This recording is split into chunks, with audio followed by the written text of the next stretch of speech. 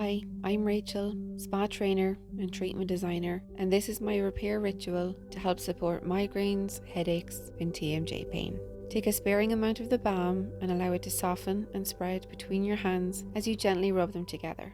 Raise your palms and hover close to your face as you breathe in the powerful aroma before commencing massage.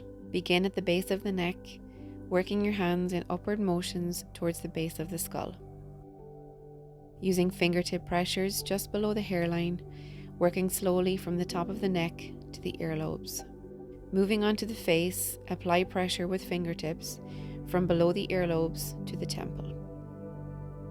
Take a moment to massage the balm in circular motions on both temples slowly. Move from the temple inwards and across the brow with the same fingertip pressures. Finish with fingertip pressures between the brows up to the forehead to the hairline. Repeat twice daily for best results.